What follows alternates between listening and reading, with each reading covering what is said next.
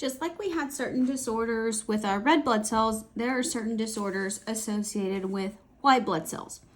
First one is called leukopenia.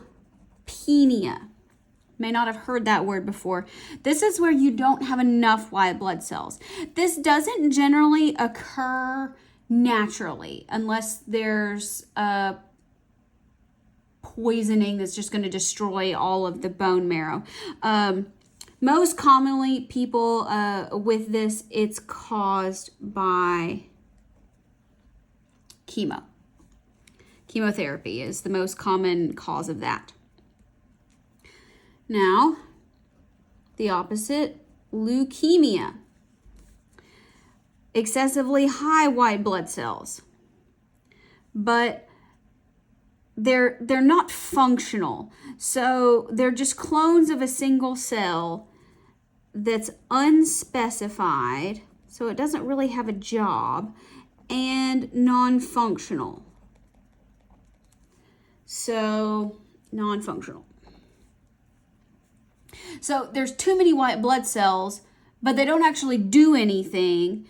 And so our normal blood cell formation is suppressed and hindered. So this is a cancer. Leukemia is a cancer. Yes, there's several kinds. So what happens here? Because of these non-functional cells, you have a decrease in normal functional white blood cells. So that means your immune system isn't going to work very well. So they would be likely to get infections. Now, this does also interfere with red blood cell production. So if you don't have enough red blood cells, that's called anemia. So here they're going to have low blood and tissue levels of oxygen. Then you'll also see, because again, all of our normal bone marrow function, a decrease in the platelets, which is going to cause a decreased ability of blood clotting, so meaning more bleeding, more bruising, more bleeding. All right, so how do we treat it? How do we treat it? Radiation and chemotherapy. Ultimately, most of these patients are going to need a bone marrow transplant. And there are registries out available online, nonprofit registries, where you can register to be a bone marrow donor. And what they do is, it's usually when you go to donate blood, there's usually a table there.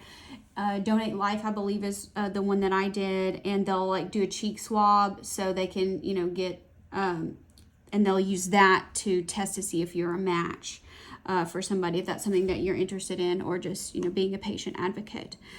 If we do not treat leukemia, these people, it is fatal. They're going to die of either internal bleeding because of this lack of blood clotting, or some sort of infection. It's very sad. We do not want that to happen. Turn the page. Okay, next one. You probably heard about this. Infectious mononucleosis, also known as mono, the kissing disease, usually associated with college students, but not necessarily. It is caused by the oh my goodness, I can't spell that.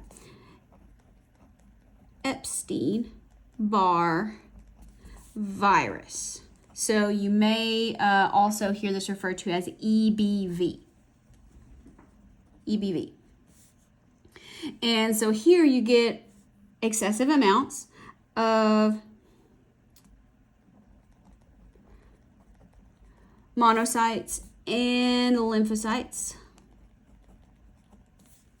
And so while that's happening, the body's using a lot of energy to produce these. And so these people are going to feel tired. They're going to feel achy. They're going to have this chronic sore throat feeling going on, very swollen lymph nodes, and swelling in the spleen. Now that's internally, so it's a little bit difficult to recover from. What do you do for it? There's not a lot you can do. Generally, it's just going to have to run its course. And that can be weeks. That could be months. Sometimes the doctors will prescribe, a course of steroids to kind of help with the fatigue associated with that, maybe suppress the immune system a little bit, but that's more of a short-term thing. If you've ever had it, generally you don't get it again. That's very rare. But if you've had it, you probably know that you've had it.